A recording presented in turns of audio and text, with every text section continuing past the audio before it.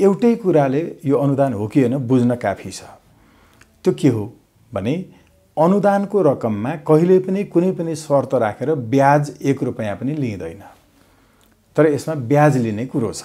एकजना छन् नि अमेरिकन चाहिँ लबीका मान्छे डाक्टर खतिवडा, उहाँले संसदमा दर्ता गरेको यसको एमसीसी को प्रस्तावको पहिलो पेजको सबभन्दा तेस्रो लास्ट लाइनमा के लेख्नु भएको छ भने नेपाल कानुन बमोजिमलाई संसदमा दर्ता गर्न नमिल्ने कागज हो, तर पनि अब यो भन्दा पहिला चाहिँ लम्पसार परेर सही गरेको भएको हुनाले अब संसदमा दर्ता गर्न म बाध्य छु। यो मुलुक विरुद्ध, मुलुकको अस्मिता विरुद्ध लाग्नेहरू कुनै पनि मान्छे सत्ताबाट हटेको 10 वर्षपछि पनि छोडिँदैन। किनभने अमेरिकन प्रोजेक्ट गएको कुनै पनि त्यस्तो ठाउँ छैन जहाँ अमेरिकन सुरक्षाकर्मी नपुगेको होस्। एमसीसी कार्यान्वयनका लागि उसले बोले यहाँ सुरक्षा खतरा बढ्यो, अब सैनिकहरू पनि हतियार सहित लिएर आउनु पर्यो भन्ने मात्रै काम गर्दा नेपालमा होइन कसैले भन्न पाउँदैन, त्यसमा अब्जेक्सन गर्न पाउँदैन भनेर पहिला चाहिँ सही गरेको छ कि एमसीसीमा। नेपालले इन्डियन सरकारसँग सम्मतिमा मात्रै आफ्नो परियोजना प्रस्तुत गर्नुपर्छ इन्डियन सरकारसँग।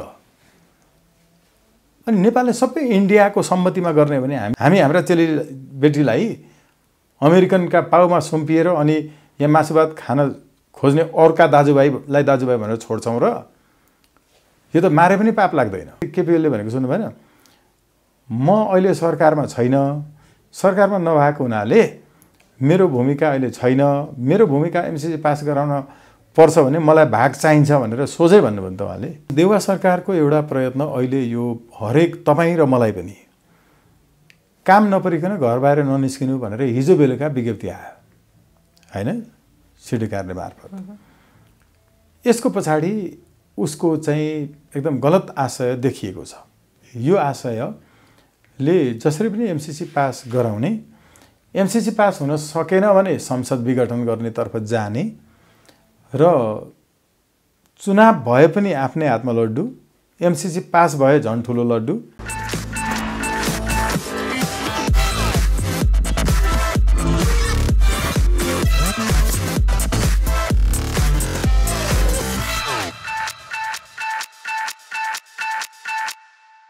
नमस्ते, स्वागत छ canadaNepal.com मा। म छु मोनिका सिंह। पछिल्लो समय एमसीसीले ठुलो माहौल तताएको छ, चर्को माहौल तताएको छ र एमसीसी को विरोध लामो समयदेखि गर्दै आइरहनु भएको छ। त्यही व्यक्तित्वलाई आज क्यानाडा नेपालको स्टुडियोमा निम्ति आएको छु। स्वागत नेपाललाई केही समय अगाडि मात्र हिरासतमा हुनुहुन्थ्यो र हिजो रिहा हुनुभयो। उहाँलाई हिरासतभित्र कस्तो किसिमका व्यवहारहरू गरिए, एमसीसी को विषयमा चाहिँ उहाँले लामो समयदेखि चर्को विरोध गरिरहनु भएका छ। उहाँ लगायतका उहाँको टिमले उहाँहरूले एमसीसी विरोधमा चाहिँ यत्रो आवाज उठाइरहनुको पछाडिको उद्देश्य के, तमाम समसामयिक विषयलाई समेट्ने प्रयत्न गर्नेछु। स्वागत गरौँ क्यानाडा नेपालमा। स्वागत नेपाललाई। स्वागत छ क्यानाडा नेपालमा। धेरै धन्यवाद मोनिकाजी। ठीक छु। एमसीसी को विरुद्धमा बोलेका निमित्त नै तपाईँ जेल पनि जानुभयो होइन? भर्खरै केही दिन अगाडि मात्र, हिजो मात्रै सायद हिरासतबाट बाहिर आउनुभयो। के यस्तो बोल्नु भएको थियो? खास कारण के थियो तपाईँलाई हिरासतमै राख्नुपर्ने? वास्तवमा कारण हुनेहरूलाई राखिँदैन, जसलाई वास्तवमा पहिला राष्ट्रघात गरेकोमा मृत्युदण्डसम्मको व्यवस्था हुन्थ्यो, त्यस्तै सजाय गर्नुपर्नेहरूलाई चाहिँ आसन दिइन्छ। उनीहरू नै राज्यका चाहिँ स्रोत साधनहरू प्रयोग गरेर कारण नभएकाहरूलाई पक्राउ गर्ने, थुनछेक गर्ने, यो नै चलिरहेछ नि त व्यवस्था। त्यो भएको हुनाले कारण चाहिँ कठपुतली सरकार छ, विदेशी एजेन्टहरूको सरकार छ, नेपालीको सरकार छैन, नेपाली जनताले बनाएको सरकार होइन, अनि यो त गरि नै हाल्छन् नि। तर ठ्याक एउटा हुन्छ नि, तपाईँले फातिमा आएकै कारणले गर्दा मात्र तपाईँहरूले गरेको विरोधका कारणले मात्र समातिएको हो कि पहिलेदेखि नै निगरानीमा हुनुहुन्थ्यो अनि ठ्याक्कै यो मौका पाएर के हो वास्तविकता चाहिँ अझ स्पष्ट रूपमा भन्नुपर्दाखेरि? यो कोणबाट हेर्दाखेरि चाहिँ हामीलाई पहिलेदेखि नै यो सुनियोजित थियो। हामीले एमसीसी का लागि एमसीए नेपालले अधिग्रहणको नाममा जनताबाट अनुचित प्रभावमा पारेर अनड्यू इन्फ्लुएन्सबाट लिएका जमिनहरू जुन थियो त्यो जमिनहरू चाहिँ नियन्त्रणमा लिने काम गर्यौं। त्यहाँ अहिले पनि हाम्रा चाहिँ क्याम्पहरू छन् युवाहरू चाहिँ दस्तामा रहेर कुनै पनि एमसिसीको निर्माण कार्य भयो भने त्यसलाई हर एक दिन निर्माणका लागि जोडिने इट्टाहरू ढालिनेछन्। यो नियन्त्रणमा लिएको कामपछि एमसिए नेपालले चाहिँ विज्ञप्ति पनि जारी गर्यो। सायद त्यो विज्ञप्तिबाट चाहिँ दबाब पर्यो होला सरकारलाई। अर्को हामीले चाहिँ अमेरिकी दूतावासमै गएर राम्रोसँग प्रोटेस्ट लेटर बुझाएर उनीहरूसँग 45 मिनटसम्म बसेर कुरा गरेर यो कारणले एमसिसी तिम्रै लागि खतरनाक छ र यदि यस्तो भयो भने चाहिँ नेपालमा खुन खराबा हुनेछ, हामीले लेखेरै औपचारिक रूपमा दियौँ। उनीहरूले त्यसलाई बुझे, दर्ता गरे। त्यसमा सायद उनीहरूलाई दबाब पर्यो कि तिम्रो देशका वकिलहरू नै आएर हाम्रो दूतावासमा आएर पत्रै दर्ता गरेर गए, तिमीहरूले केही गर्न सकेनौ भने होलान्, कामहरू ओराए होलान्। हामीले फातिमा नेपाल आएको बेला चाहिँ एयरपोर्टमा आधी घण्टासम्म चाहिँ उहाँको कार्यक्रम सेड्युललाई हामीले चाहिँ प्रभावित हुने गरिकन अगाडि गाडी तेर्स्याएर रोकिदियौँ। यहाँ पनि असफल भयो तिमीहरू भनेर अमेरिकनहरूले भने होलान्। लगायत कारणले फेरि हामीले सुरुमै भनेका थियौँ हामी एयरपोर्टदेखि बसेको होटेलसम्म हामी छोड्दैनौँ। सायद यहाँकै च्यानलमा पनि हामीले आएर भनेका छौँ पहिला, र हामी जे भन्छौँ त्यो गर्छौँ, त्यो गरेर छोड्छौँ।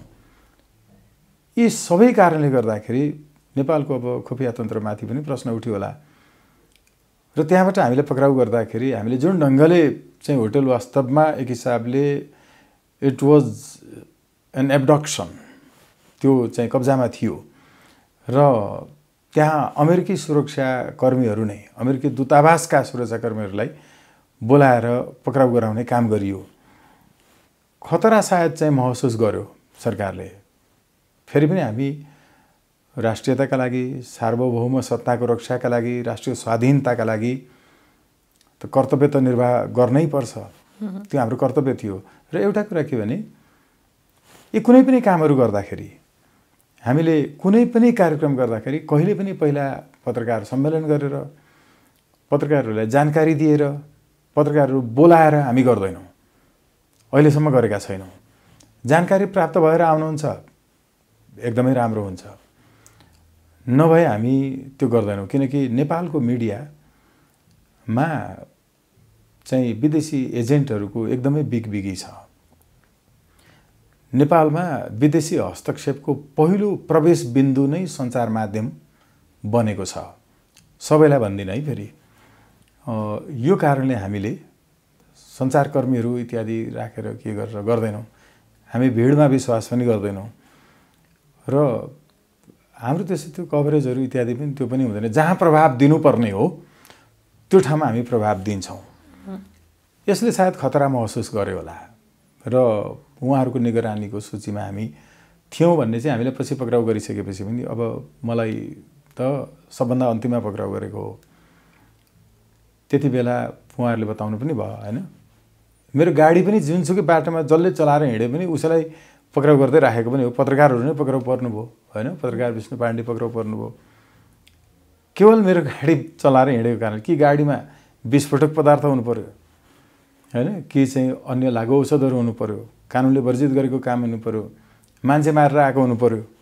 अब पनि यस्तो गर्नुको पछाडि चाहिँ कारण त्यो थियो, निगरानी थियो। जस्तो भनौँ न फातिमा आउनुभयो होइन, एमसिसीलाई अब एमसिसीको विषयलाई लिएर नेपाल आउनुभयो।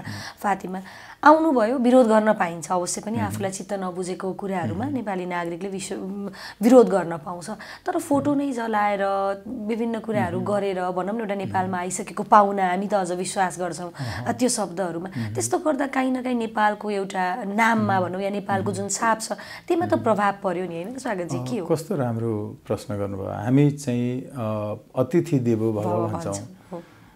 अतिथिहरूलाई सत्कार गर्ने, स्वागत गर्ने तरिकाहरू अतिथिमा भर पर्छ। जस्तो कि नेपालमा पहिलो पटक एउटा चाहिँ इन्टरनेसनल रेसलिङ कम्पिटिसन भयो। त्यसको नेपाल होस्ट कन्ट्री भएको हुनाले नेपालको तर्फबाट भरत बहादुर बिसुराल हिमालयन टाइगरको रूपमा चिनिन्छ। उहाँले चाहिँ अरू देशहरूबाट आउने पाहुनाहरूलाई एयरपोर्टमा कसरी स्वागत गर्नुभयो थाहा छ? एयरपोर्टमा पुगेर त्यहीँनेरि ब्ल्याङ्क पछारेर समातेर कुटपिट गर्नुभयो। आतंकित भयो एयरपोर्ट। धेरै सञ्चार माध्यमहरूले एयरपोर्टमा आतङ्क भनेर सञ्चार माध्यमले समाचार बनाए। त्यो रेस्लिङको पाहुनालाई स्वागत गर्ने चलनै त्यस्तै हो, त्यसरी गरिन्छ। यो अहिलेको पाहुना जो थियो त्यो नेपाल आमाको अस्मितामाथि खेलबाड गर्न आइरहेको थियो र it was an invited intervention. यो चाहिँ आमन्त्रित हस्तक्षेप थियो र आमन्त्रित हस्तक्षेप गर्न आइरहेको व्यक्तिका विरुद्ध नागरिकले आफ्नो सार्वभौमिकताको, राष्ट्रिय स्वाधीनताको र सार्वभौम सत्ताको संरक्षण गर्नका लागि कर्तव्य पुरा गर्नुपर्छ भनेर संविधानको धारा 48 मा भनिएको छ। त्यो धारा 48 ले यसरी नेपालमा पाहुनाको रूपमा नेपाली सार्वभौमिकता माथि धम्की दिँदै अनुदान भनेर अनुदानको नाममा हाम्रो अस्मिता लुट्न आउने का विरुद्ध नउत्रिने कुनै पनि सन्तान होइन। त्यो नेपाल आमाको सन्तति नै होइन। त्यो त तपाईहरुले गरेको विरोध त भनौँ न, कि त मैले काटिहालेँ तपाईको कुरा। जुन विरोध तपाईहरुले गर्नुभयो त्यो त आफ्नो देशको नेताका निमित्त गर्नुपर्ने थियो। आफ्नो देशका जति पनि यो नेताहरूले गरेको या पाउन आउँछु भन्दाखेरि हामीले त्यो आउनु भनेर जानकारी दिइसकेपछि उहाँ आउनु भयो होला अवश्य पनि, होइन? त्यो त हामीले पहिले रोक्न सक्नु पर्थ्यो। हाम्रो देशका नेतालाई भन्न सक्नु पर्थ्यो तपाईहरुले जसरी होटलमा कब्जा गर्नुभयो त्यो भन्दा त बरु तपाईहरु बालुवाटार अब कता कुन टारमा हाम्रा नेताहरू हुनुहुन्छ, होइन?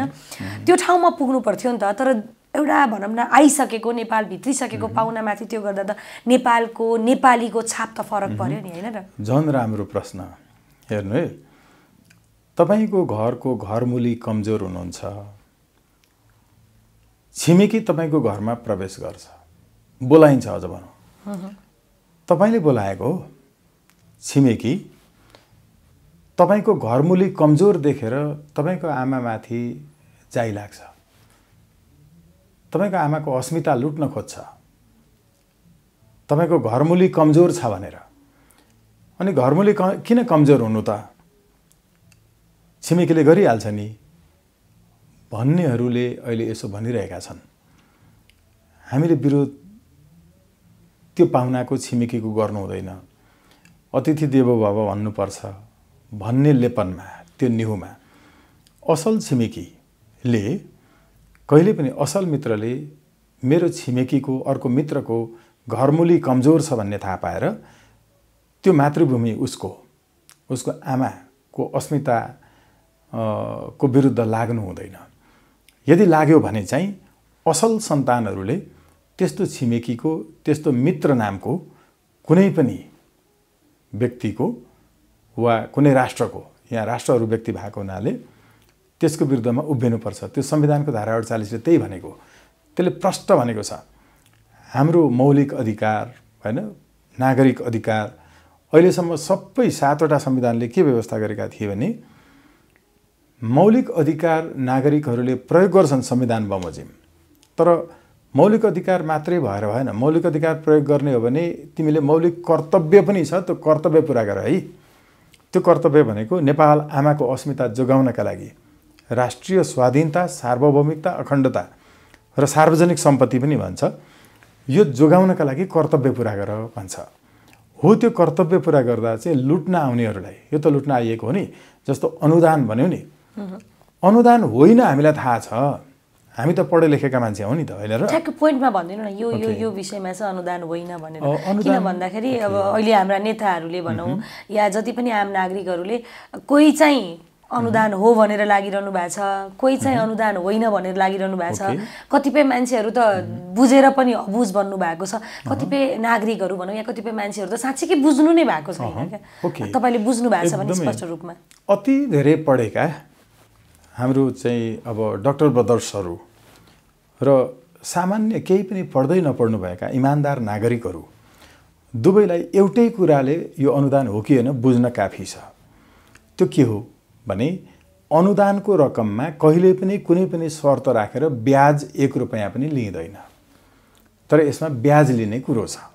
त्यो कहाँ छ भने तपाईले जब आर्टिकल 5 मा हेर्नुहुन्छ, यसले राखेका केही शर्तहरू पुरा गरेन भने हरेक दिन नेपालले अमेरिकी दर अनुसारको, त्यो पनि त्यति बेला को जुन रेट हुन्छ, अमेरिकी कानुन जस्तो भन्छ त्यो कानुन बमोजिमको ब्याज बुझाउनु पर्ने कुरा लेखिएको छ।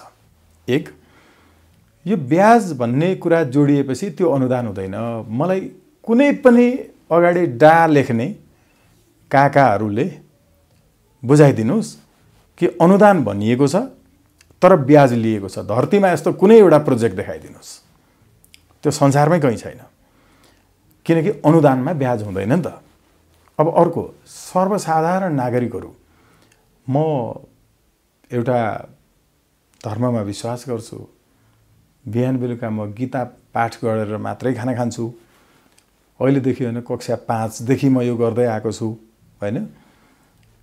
हामीलाई के भनेका छन् धर्मशास्त्रहरूले भने, तपाईले दान भनेर दिएपछि, गाई दान गर्छौँ नि हामी, गाई दान गरेपछि त्यो जुन घरमा गाई दान गरेको हुन्छ त्यहाँ पुग्नु भयो कुनै दिन भने त्यसको शाखा सन्तानको घरमा पनि पुग्नु भयो भने, हेर्नु हाम्रो हजुरबाउको हजुरबाउले कुनै ब्राह्मणलाई गाई दान गरेको रहेछ भने त्यसको पनातिको पनातिको पनातिनीको घरमा पुगेँ भने पनि मलाई त्यहाँ चिया खाऊँ भने म चिया खान्न, दुध हालेको चिया खान्न। किनकि मैले दान गरेको गाईको दुधबाट बनेको म चिया खान्न, खानुहुन्न। अनुदान त्यस्तो हुन्छ। तपाईँ अनुदान भन्नुहुन्छ अनि खुरुखुरु ब्याज लिनुहुन्छ। अनुदान भनेपछि कुनै शर्त र अनुदान चाहिँ प्राप्त गर्नेले जसरी गर्छ त्यसरी गर्न पाउनेलाई अनुदान भनिन्छ। मैले अघि भने सर्वसाधारण नागरिकहरू जसलाई कानुनको पनि जानकारी छैन, जसलाई अर्थव्यवस्था र यो ऋणहरू कसरी प्राप्त हुन्छ भन्ने कुराको जानकारी छैन हैन। कतिपय यस्तै डाक्टर साहबहरूले भनेको सुने के मैले, इन्टरनेसनल फन्ड कसरी आउँछ भन्ने जानकारी नभएकाहरूले भने तिनले पढेको त अब त्यो पुतलीमा झुसिलकिरामा पिएचडी गरे होला, त्यसको पनि महत्ता छ, सम्मानै गर्छु। तर झुसिलकिरामा पुतलीमा विदेशी चाहिँ एजेन्ट बनेर कसरी पैसा खान पाइन्छ भन्नेमा पिएचडी गर्ने यस्ता अनुभवीहरू, खराब अनुभव भएका अनुभवीहरू, हामीलाई खराब अनुभवी चाहिएको छैन, फ्रेस चाहिएको छ, प्र्याग्मेटिक मान्छेहरू चाहिएको छ हैन। उहाँहरूलाई बुझाउँ कि कानुनले के भन्छ। अनुदान यो जुन खालको कागज अहिले ल्याइदिएछ नि कम्प्याक्ट भन्ने, यो कम्प्याक्ट नेपालको कुनै पनि कानुनमा संविधानमा कहीँ कतै पनि यो संसदमा दर्ता गर्न मिल्ने होइन भन्ने लेखिएको छ। अब हेर्नु, मैले भनेको होइन, फेरि अर्थमन्त्री त्यति बेलाको एकजना छन् नि अमेरिकन चाहिँ लबीका मान्छे डाक्टर खतिवडा, उहाँले संसदमा दर्ता गरेको यसको एमसिसीको प्रस्तावको पहिलो पेजको सबभन्दा तेस्रो लास्ट लाइनमा के लेख्नु भएको छ भने, नेपाल कानुन बमोजिम यसलाई संसदमा दर्ता गर्न नमिल्ने कागज हो, तर पनि अब योभन्दा पहिला चाहिँ लम्पसार परेर सही गरेको भएको हुनाले अब संसदमा दर्ता गर्न म बाध्य छु भन्ने हिसाबले लेख्नु भएको छ कि। अनि मान्छे उमेर धेरै भएर उसको कुरा मात्रै मान्ने त नेपाली समाजले होइन होला नि त। तपाईको प्रश्न पनि जायज होला नि त, विजय कुमारको मात्रै प्रश्न जायज हो त, तपाईको प्रश्न पनि जायज होला नि त। अर्को कुनै राष्ट्रिय टेलिभिजन भनिएका विदेशीबाट पालित होइन पावरफुल चस्मा लगाउने पत्रकारहरूले सोधेको प्रश्न मात्रै प्रश्न होला त। हाम्रो समाजले मान्यता दिनु पर्यो कि मोनिका सिंहको प्रश्नलाई, विजय कुमार कुर्नु पर्दैन कि होइन। त्यो भएको हुनाले अनि स्वागत नेपाल र स्वागत नेपालहरूको टिम भनेको, उन्नत लोकतन्त्र पार्टी भनेको र स्वतन्त्र राष्ट्रिय अभियान भनेको त 25औं वर्षदेखि यो मुलुकको कानुनको अध्ययन, अन्तर्राष्ट्रिय कानुनको प्र्याक्टिसनर लयरहरू विश्वका विभिन्न मुलुकमा गएर बहस गरिसकेका, विदेशीले पनि पढ्ने किताबहरू लेख्ने अङ्ग्रेजी भाषामै पनि होइन, कृष्ण प्रसाईहरू जस्तो हाम्रो प्रवक्ताहरू जो हुनुहुन्छ विदेशीलाई पढाउनेहरू पो छौँ त हाम्रो टिममा त होइन। म स्वयं पनि तपाईँको अमेरिकन इन्टरनेसनल तपाईँको चाहिँ कलेजकै इन्टरनेसनल ट्रेड ल नै यस्तै पैसा कसरी आउँछ जान्छ भन्ने नै विषय पढाइ आएकै मान्छे हो त। म पनि पढाउँछु के। अहिले भनेको यो कहिलेकाहीँ यसरी भन्न पर्दा एकदम दुःख लाग्छ। जसले यो नबुझ्नेहरूले भनेर भनिरहेछन् नि, बिचरा यिनीहरूले पढेकै छैनन् कि। यिनले अलिअलि कहिलेकाहीँ त्यो कुनै केमा कसरी नोट छापिन्छ भन्नेमा पिएचडी गरे होइन, 1970 भन्दा अगाडिको पढेका, यिनलाई केही थाहै छैन। अनि यिनले त्यो फातिमा जस्तो हेर्नु, फातिमा जो हुनुहुन्छ, फातिमाकै कुरा गर्यो भने हामीभन्दा कम पढेको मान्छे हो नि त होइन। उहाँको भन्दा त हामीलाई बढी जानकारी छ नि कम्प्याक्ट के हुन्छ, त्यसको कस्तो इन्टरनेसनल प्र्याक्टिस छ। उनीहरूले जे गर्यो त्यो प्र्याक्टिस बनाउँछन्, तर norms, values, tradition, principles, theories, doctrines त हामी जान्दछौँ नि। अनि नेपालीले भनेको चाहिँ नहुने, अमेरिकामा गएर नेपालको एजेन्ट बन्न इन्जेक्सन लगाएर पिएचडी गरेर आएका मान्छेहरूको मात्रै, बेलायतमा गरेकाहरूको मात्रै नेपालमा मान्यता हुन्छ त भनाइको। अघि हामीले भनेको अनुदानमा संसारमा यस्तो देखाइदेऊ जहाँ तिमीले चाहिँ बाध्यकारी हिसाबले त्यसको ब्याज लिन्छौ। मलाई यस्तो कुनै कन्ट्र्याक्ट देखाइदेऊ संसारमा जहाँ सार्वभौम मुलुक हुन्छ तर अर्को देशको सम्मतिमा मात्रै तपाईँले आफ्नो परियोजना प्रस्तुत गर्नुहुन्छ। यस्तो हुन्छ त?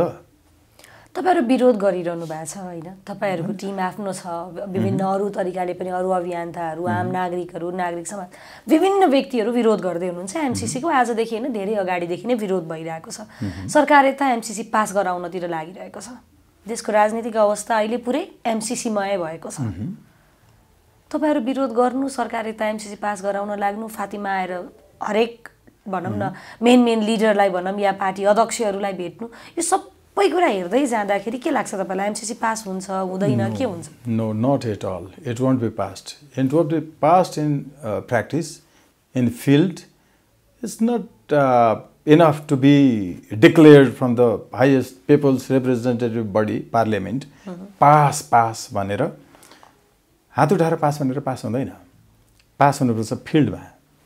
एमसीसी को संरचना निर्माण हुनुपर्छ जहाँ हर एक इट्टा त्यहाँ लाग्ने दिनै भत्किने छन्। दोस्रो, दशैं आउँदै होला, तिहार आउँदै होला, घर जान्छन् होला यी सांसदहरू, अहिले सत्तामा होलान्, पदमा होलान्, त्यो खुस्किएर बाहिर आउँदा पनि यिनीहरू त ढालिने छन् नि त लोकल लेभलमा।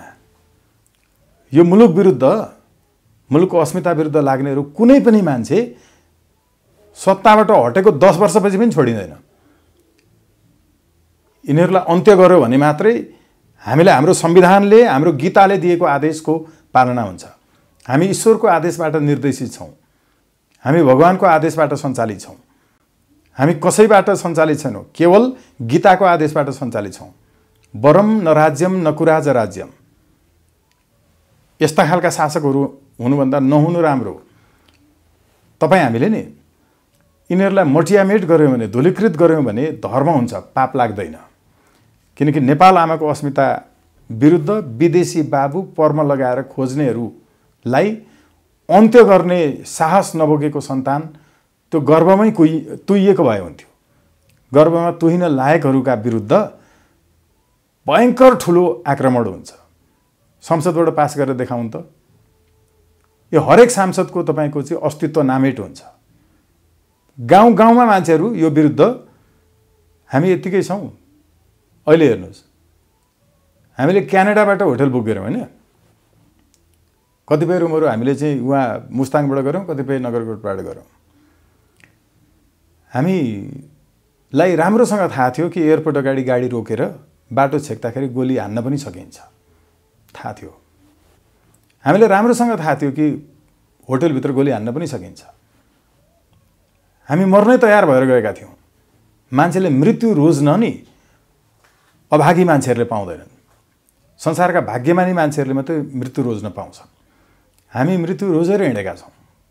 मृत्यु कसरी मर्ने, कसरी रोज्ने, विनम्रतापूर्वक, शान्तिपूर्वक हामीले भन्दै आएका छौँ। अमेरिकाको सेना सबै आए पनि नि तपाईँ कुन दिन, कुन ठाउँमा, कुन मितिमा, कसरी, कस्तो अवस्थामा मर्ने भन्ने कुरो यहाँ लेखेर आउनु भएको छ।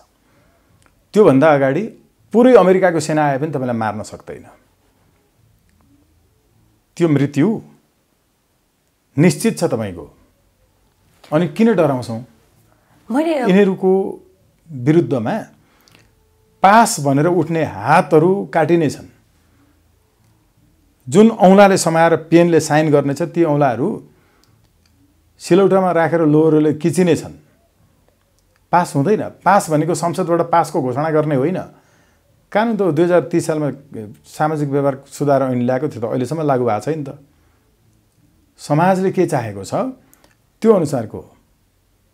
यो जुन दबाब तपाईहरुले सिर्जना गरिरहनु भएको छ या भर्खरै तपाईले जुन भन्नुभयो होइन, त्यो शब्दहरू कहीँ न कहीँ देशप्रति र देशको एउटा सम्मानका प्रति अवश्य पनि हो होइन।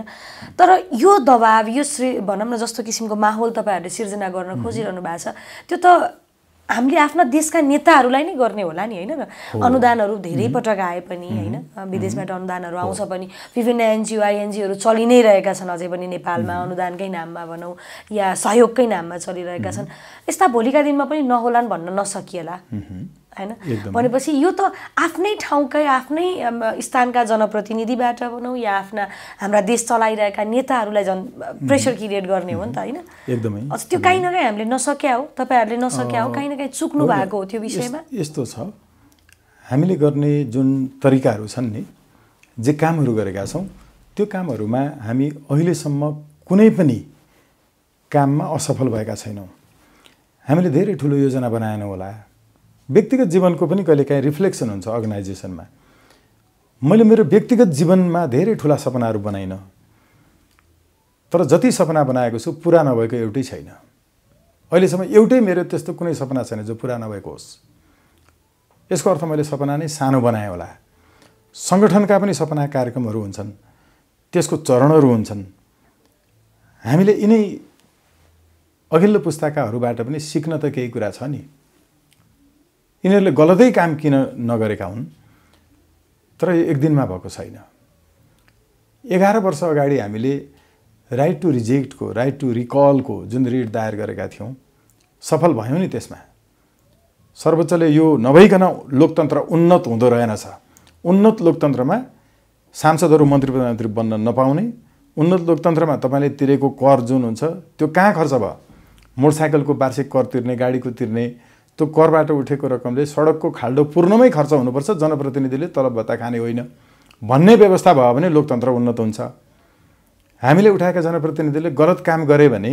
उनलाई फिर्ता बोलाउन पाउने अधिकार हुन्छ सांसदले मन्त्री प्रधानमन्त्री बन्न पाउनु हुँदैन यो चाहिँ उन्नत लोकतन्त्र हो यस्तो कानुन बनाऊ राइट टु रिजेक्ट पनि लागू गर भनेर 11 वर्ष अगाडि सर्वोच्च अदालतले निर्देशन दियो तर कसैले बनाएनन् तर हामीले भन्न खोजेको कुरा स्थापित गर्न त सफल भयौं नि अदालतले यतिकै भन्यो होला इनले गरेनन् त इनको चाहिँ हैन तपाईको चाहिँ गैर जिम्मेवारीपन त्यसैले त जिम्मेवार पुस्ता आउँछ जिम्मेवार मान्छेहरू आउँछन् हामीले अहिलेसम्म गरेका कुनै पनि काम त्यो जमिनमा हामी उनलाई छिर्न दिन्न हामीले कब्जा गरेका छौं हामी सफल भएका छौं हामीले सुरुमै भनेका छौं भौतिक रूपमा हामी व्यवधान खडा गर्छौं भनेका थियौं हामीले व्यवधान खडा गरेकै हो नि त होइन र तर यो चाहिँ एउटा to disseminate the information in expression of the people जनताको भावना के छ भन्ने कुरा एउटा डिसिमिनेट गर्ने माध्यम हो नि त फेरि पनि हामी अहिलेसम्म शान्तिपूर्ण रूपमा नै लागेका छौं हैन र तर अशान्तपूर्ण ढंगले जानुपर्ने स्थिति आउँछ भने हामीले गरेका कामहरू चाहिँ अहिलेसम्म मान्छेहरूले एमसीसी को विरुद्ध गरेका आन्दोलनहरूमा प्रभाव चाहिँ कहाँ पुग्यो थाहा पाए उनीहरूले तर हामीले गरेका कामहरूबाट थाहा मात्रै पाएनन् कि विज्ञप्ति जारी गरेर भने जग्गा अधिग्रहण गरेको विषयलाई हैन कब्जामा लिएकोमा हाम्रो ध्यान आकर्षण भएको छ कम्तीमा उनीहरुमा पब्लिकमा के छ भन्ने कुरा जानकारीसम्म पुग्यो हैन हामीले अहिले गर्नुपर्ने हाम्रा नेताहरूलाई सचेत गराउने पास नगर्नुस् यदि पास गर्ने पक्षमा उभिनु भने तपाईको हात औंलाहरू किचिने थिचिने काटिने छन् गाउँमा तपाई फर्किँदाखेरि दशैं तिहार मनाउन होस् कि अरु बेला होस् त्यहाँ तपाईलाई सशक्त रूपमा भौतिक नैतिक कारबाही हुनेछ त्यो जनताले गर्छन् र हामीले यतिकै यो सबै वडामा अहिले कमिटी बनाइराको 41 वटा देशमा संगठन विस्तार गरेको 57 वटा भ्रातृ संगठनहरू बनिसकेको यो रातारात होइन अहिलेको तुरुन्तै भएको होइन एमसीसी आएदेखि होइन सबै प्रकारका अनइक्वल फुटिङमा भएका चाहिँ जति पनि असमान ढंगले भएका सन्धि सम्झौताहरूको अन्त्य गर्नका लागि हो नि हैन यो अहिले आएको त एमसीसी को एउटा कार्यक्रम हो यसका विरुद्ध हामी यो पूर्वदेखि नै धेरै मान्छेलाई कम थाहा होला 57-58 सालदेखि नेपालको आधिकारिक मानचित्र खोइ मानचित्र ल्याऊ भनेर बोल्दै कराउँदै आउने मान्छे त म पनि हो नि त हैन हाम्रो रामजी विष्टहरुदेखि लिएर योगेन्द्र नाथ ज्यूहरुले उठाउनु भएको सर्वोच्चको मुद्दा सायद यसलाई फलोअप गर्ने अर्को पत्रकार थिएन होला कि मैले पत्रकारिता गर्दा पनि मान्छेहरु मलाई के खोजेर हिँडिरहेको स्वागत नेपाल पागल भन्थे हैन राइट टु रिजेक्टको चाहिँ कुरा उठाउँदै गर्दा म नेपालको त्यति बेलाको 75 वटै जिल्ला 3 चोटि पुगेको छु है नेपालको 75 वटै जिल्ला एयरपोर्ट पुगेको र गाडी पुगेको पुग्ने ठाउँ भएको ठाउँ म नेपालको नपुगेको कहीं पनि छैन ती हर एक ठाउँमा गएर मान्छेसँग कुरा गरेको छु र त्यसको ल्याएर संविधान सभालाई पनि विषयगत समितिहरूलाई जनताको इच्छापत्र भनेर बुझाएको छु। हेर्नु, सुरेश आचार्यज्यूहरू लगायत होइन,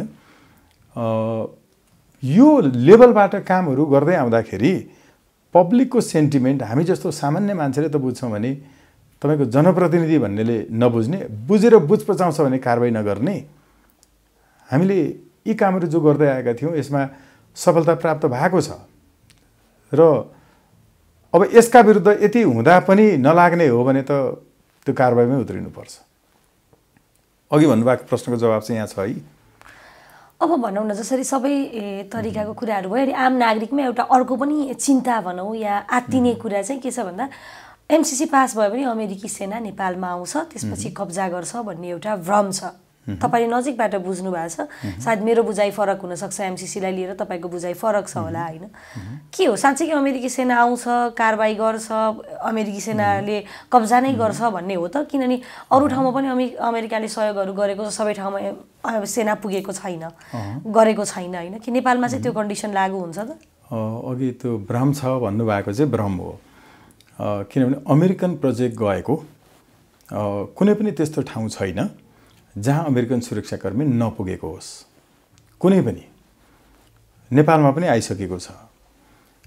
अस्ति यो चाहिँ स्वास्थ्य सामग्रीहरू नेपालमा सहयोग गर्नका लागि आएको जुन टिम थियो, हाम्रो अन्तर्राष्ट्रिय विमानस्थलमा ल्यान्ड गर्यो, त्यहाँ अमेरिकी सैन्य पोसाकमै आयो होइन, हतियारसहितै आयो नि। कसैले विरोध गर्यो? होइन कसैले भन्न सक्यो? अहिले यति हुँदाखेरि बोल्न नसक्नेहरूले भोलि बोल्छन् एउटा। दोस्रो कुरा चाहिँ के छ भने सेना आउने बाटो चाहिँ एमसिसी कम्प्याक्टले खोलिदिएको छ। त्यो के खोलेको छ भने यदि एमसिसीलाई कार्यान्वयन गर्नका लागि नेपालमा उसले जे गरे पनि वा नगरे पनि उसलाई कुनै कानुन लाग्दैन।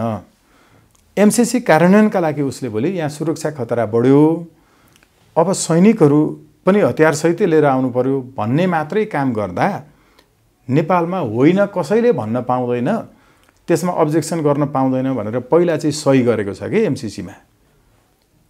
यो त मिल्दैन नि, सार्वभौम सत्ता विरुद्ध हो भनेर तपाईँ, म, अर्को कोही मान्छे, सांसदले वा अदालतले पनि भन्न पाउँदैन भन्ने कुरा पनि 6.8 मा लेखेको छ।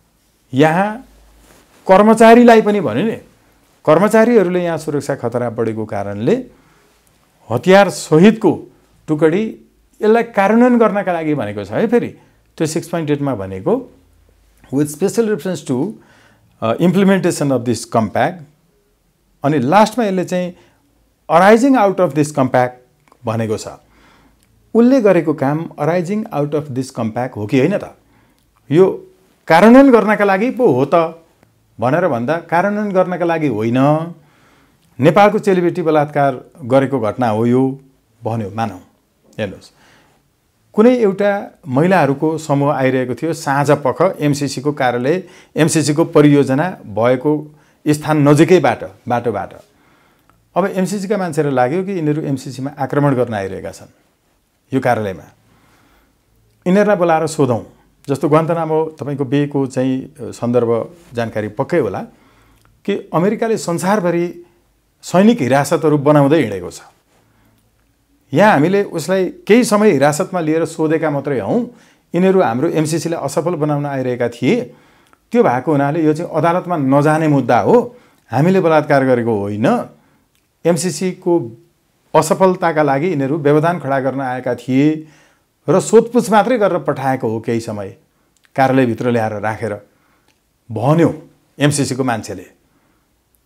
भने हो यो त्यस्तो होइन, वास्तवमा यो चाहिँ अर्कै घटना थियो, एमसिसीको अराइजिङ आउट अफ दिस कम्प्याक्ट होइन भनेर हामीले भन्छौँ। मानौँ तपाईँले भन्नुहुन्छ, अब हो कि होइन भन्ने कुरो त छिनोफानो गर्नु पर्यो नि। यो छिनोफानो अदालतले गर्छ, तर अदालतै जान पाइँदैन भनेर सुरुमै लेखेको छ भने तपाईँले सैनिक लिएर आए पनि नेपालमा रोक्न संसदले पनि सक्दैन, अदालतले पनि सक्दैन, सकिहाल्यो। अनि सँगसँगै बलात्कारै हुँदा पनि अदालतमा जानै पाइँदैन, सकिहाल्यो। अनि केही मूर्खहरू के भन्छन् भने बलात्कार गर्न पाउने लेखेको छ भन्छन्। त्यसो हो भने तपाईँले एमसिसीको अनुसूची 5 को चाहिँ कमा हेर्नुहोस् के देख्नुहुन्छ भने नेपालले इन्डियन सरकारसँग सम्मतिमा मात्रै आफ्नो परियोजना प्रस्तुत गर्नुपर्छ इन्डियन सरकारसँग अनि नेपालले सबै इन्डियाको सम्मतिमा गर्ने हो भने हामी बेग्लै स्वाधीन स्वतन्त्र राष्ट्र हो भन्ने कुरो मान्न सक्ने कस्तो मूर्ख होला के त्यो पीएचडी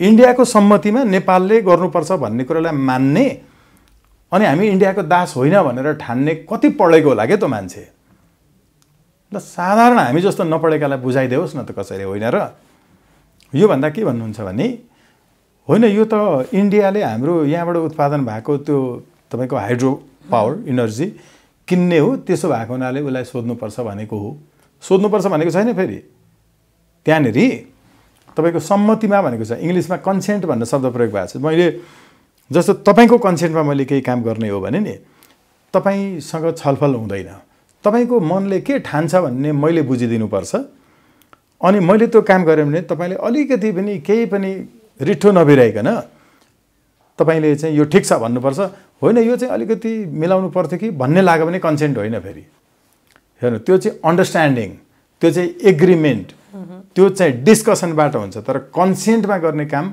डिस्कसन हुँदैन तपाईले जे भन्नुहुन्छ त्यही हुन्छ यहाँ चाहिँ कन्सेन्टमा गर्नुपर्छ भन्यो अब इन्डियाको कन्सेन्टमा गर्ने भनेको चाहिँ उसले जलविद्युत किन्ने भएको हुनाले उसँग किन्नु सोध्नुपर्छ पो भनेको त भन्छन् ती अघि भनेका मूर्ख विद्वानहरूले कहाँ लेखेको छ त एमसीसीमा उसले चाहिँ खरिद गर्ने भएकोले इन्डियासँग सोध्नुपर्छ त लेखेकै छैन नि यति मात्रै लेखेको छ इन्डियाको अनुसार मात्रै हामीले प्रस्तुत गर्नुपर्छ खास अमेरिकाको भनौँ न यहाँ उद्देश्य चाहिँ के हो नेपालमै एमसीसी ल्याउने या नेपालमै यो परियोजना ल्याउने होला हामी विकास गर्दैछौँ या हामी सक्षम छैनौँ आफ्नो देश विकास गर्नका निमित्त आफै या हाम्रा त्यो प्रणालीहरू छैनन् होला आफ्नो ठाउँमा मान्न सकिन्छ होइन तर नेपाललाई नै गरेर भनौँ या नेपाललाई नै यत्रो दबाव सिर्जना गरेर लामो समय भयो नि त एमसीसीको विरोध भनौँ न यो विरोधदेखि लिएर विभिन्न किसिमको घटनाहरू त एमसीसीलाई लिएर तर नेपालमै ल्याउनु पर्ने उद्देश्य चाहिँ अमेरिकाको के हो जस्तो लाग्छ है त अनुदान दिने भनेको छ लिनस् भने ठिक पार्छु भन्दैछ हैन अनि अनुदान यस्तो हुन्छ त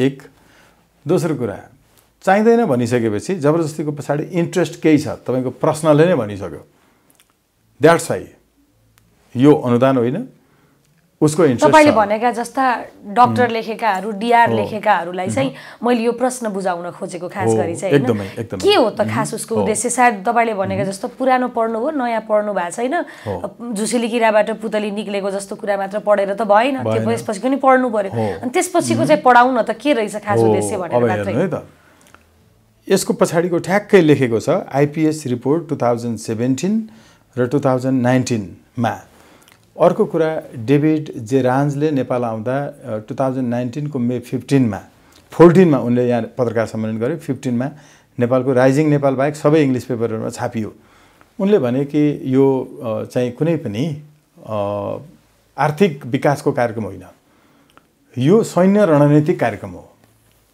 अब ल ठीक छ अस्ति नेपाल सरकारले सोधेर पठाए हैन सोधेर के पठायो भने हाम्रो सार्वभौमसत्तामाथि तिमी अतिक्रमण गर्छौ कि गर्दैनौ भनेर सोधेर पठायो पस्न चाहिँ दिने आउन दिने हाम्रो चेलीबेटीको बेडमै सुत्न दिने तर तिमी अस्तित्वमाथि चाहिँ खेलवाड गर्छौ कि गर्दैनौ भनेर सोध्ने अनि गर्दिन भने पनि सोध्न दिने रे यस्तै होइन नेपालले अरु देशको सम्मतिमा आफूले स्वाधीनतापूर्वक गर्नुपर्ने काम सोधेर गर्नुपर्ने भन्ने चाहिँ गर्ने रे अनि उले स्वाधीनताको सन्दर्भमा कुनै हस्तक्षेप गर्दैन रे यस्तो सोध्ने प्रश्न हो एउटा अर्को कुरा उले विश्वभरि अहिले आफ्नो भू सैन्य क्याम्पहरू खडा गर्दै हिँडेको छ र यो चाहिँ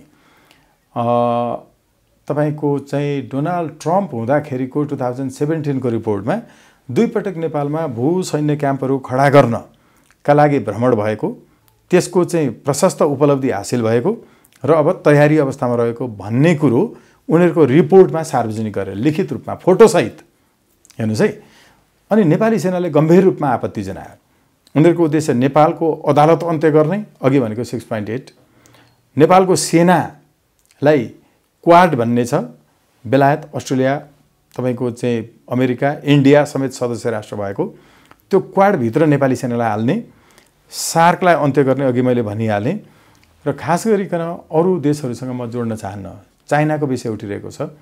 विश्वभरि चाइनाको तर्फबाट बढेर गएको लगानीलाई निस्तेज गराउने, तर हामी चाइनाको पक्षमा छैनौँ, न हामी इन्डिया अमेरिकाको पक्षमा छौँ, हामी केवल नेपालको पक्षमा छौँ। नेपालको असंलग्न परराष्ट्र नीतिको पक्षमा छौँ। नेपालको भूमि हामी अमेरिकालाई पनि चाइना विरुद्ध प्रयोग हुन दिन्नौँ, चाइनालाई पनि अमेरिका विरुद्ध प्रयोग हुन दिन्नौँ, पाकिस्तान विरुद्ध इन्डिया वा इन्डिया विरुद्ध पाकिस्तान पनि प्रयोग हुन दिन्नौँ नेपालको भूमि। हामीले भन्न खोजेको यो हो कि अहिले नेपालको भूमि चाइना विरुद्ध इन्डियन र अमेरिकनहरूले प्रयोग गर्नका लागि एमसीसी आउँदैछ। निहितार्थ यो हो। नेपालको युरेनियम तपाईँको चाहिँ होइन लिएर जाने यी सबै कुराहरूमा त धेरै पटक चर्चाहरू भइसकेका छन्, तर ठ्याक्कै देखिएको चाहिँ के छ त त्यो कागजै हेर्दाखेरि, कागज हेर्दा चाहिँ लेखेरै नेपालको संसद अन्त्य गर्ने, सेना अन्त्य गर्ने र अदालत अन्त्य गर्ने यो कुरो चाहिँ लेखिएकै छ। यो भित्रको निहितार्थ चाइनाको कुरा त त्यहाँ लेखिएको छैन। बिआरआरले तपाईँको चाहिँ काउन्टर दिने पनि लेखिएको छैन। लेखिएको कुरा चाहिँ यो है, म वकिल भएको हुनाले लेखिएको कुरा मात्रै बोल्छु, यति कुरा लेखिएको छ। यो भएको हुनाले अमेरिकाको यो अहिलेको जुन कार्यक्रम छ यो कार्यक्रम चाहिँ आर्थिक विकासको कार्यक्रम होइन, यो कार्यक्रम चाहिँ सहयोगको कार्यक्रम पनि होइन, यो सोझै सैन्य रणनीतिक कार्यक्रम हो र सैन्य रणनीतिक कार्यक्रमको चाहिँ पूर्ण रूपमा निस्तेज गराउनुपर्छ। यो निस्तेज हुन्छ।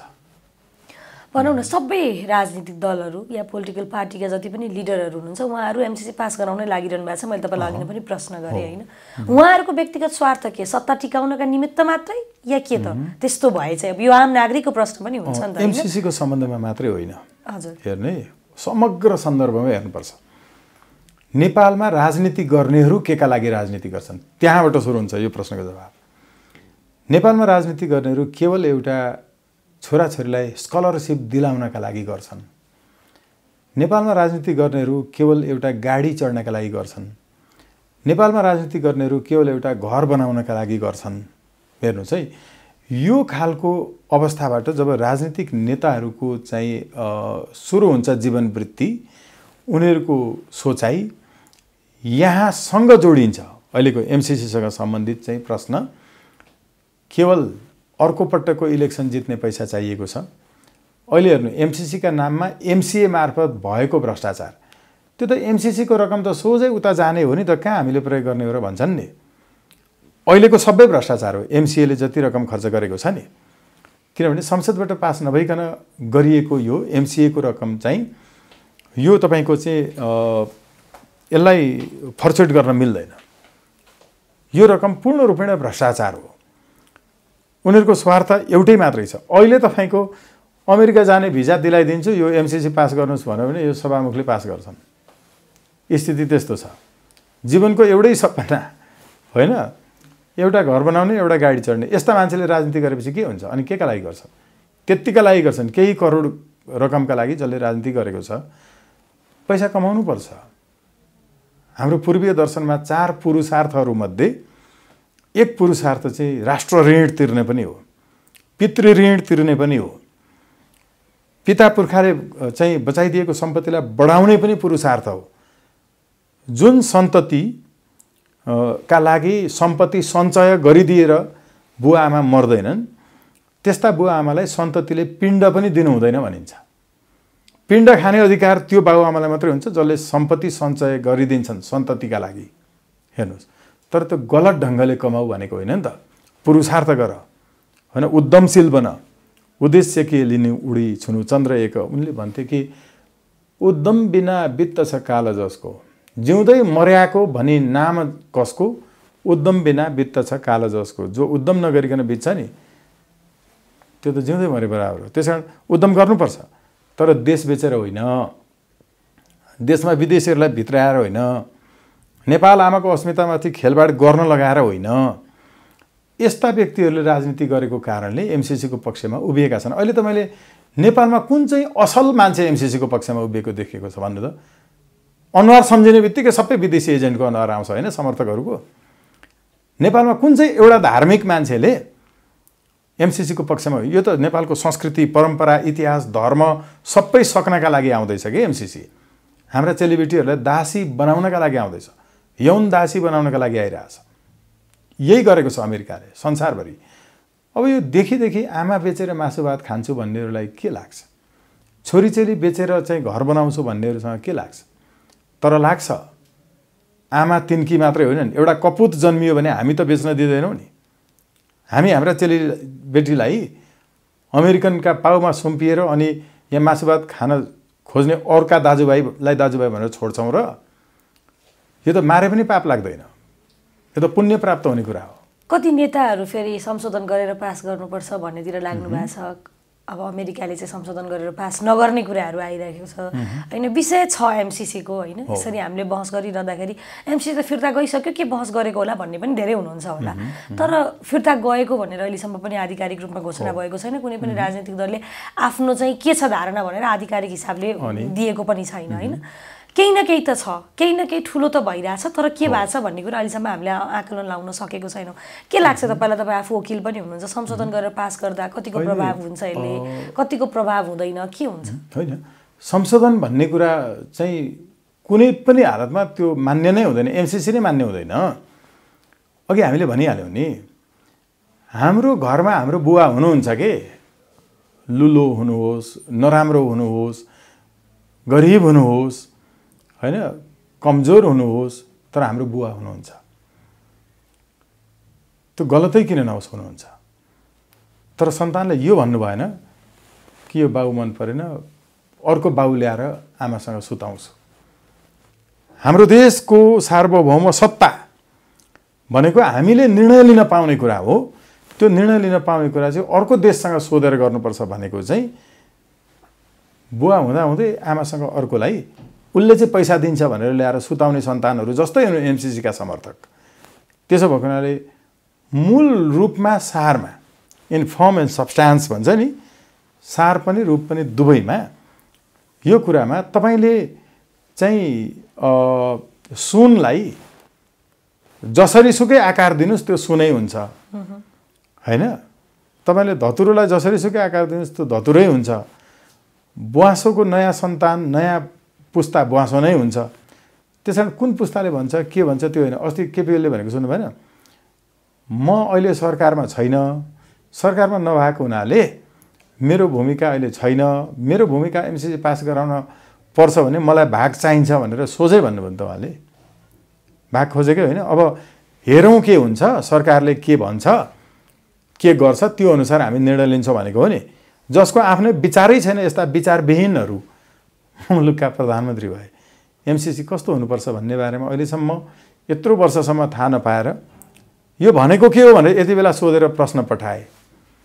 अब सरकारले के भन्छ त्यो अनुसार म मेरो धारणा बनाउँछु भन्ने धारणाविहीनहरू, यस्ता वैचारिक तपाईँको चाहिँ यो आइडेन्टिटीलेस होइन, पहिचानविहीनहरूले राजनीति गरेपछि देश चलाएपछि यस्तो हुन्छ स्थिति।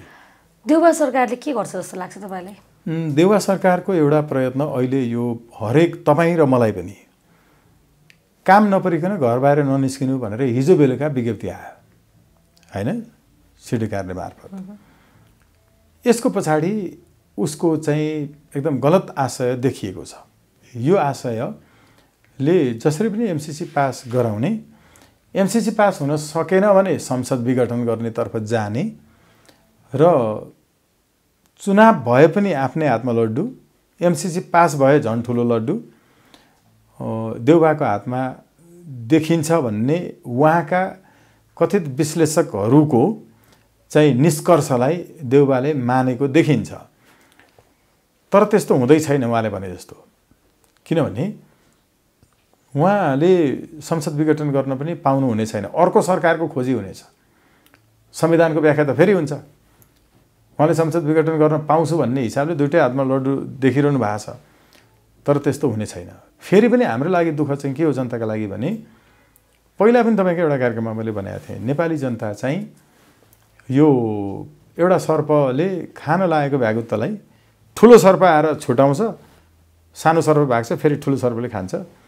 हामीलाई यो ओली देउबा इत्यादि यो जोसुकै आए पनि होइन, निर्मलाको हत्यारा पत्ता लगाउनलाई आएको हो र? यो तपाईँको अहिलेको जुन कर्म छ, सञ्चार कर्म, यसको अझै इज्जत बढाउन आएको हो र? सञ्चारकर्मीहरूको सेवा सुविधालाई साँच्चै निश्चित गरेर अझै बढाउनुपर्छ भनेर आएको हो र होइन नि।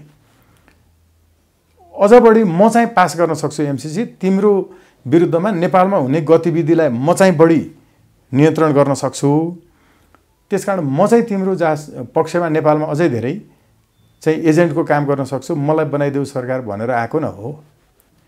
त्यो आएको हुनाले हामीले यो फेरि अर्को सरकार आओस् अर्को के होस् होइन, एमसीसीलाई चाहिँ न्यू बनाएर बरु चाहिँ संसद विघटन गर्नेतर्फ देउबा गएर प्रयत्न गर्दाखेरि त्यो होइन, संसद विघटन होइन, यसैबाट सरकार चाहिँ अर्को बनाउनुपर्छ भन्ने संवैधानिक व्याख्या होला। त्यो अर्को सरकार आए पनि हामीलाई केही फरक पर्नेवाला छैन।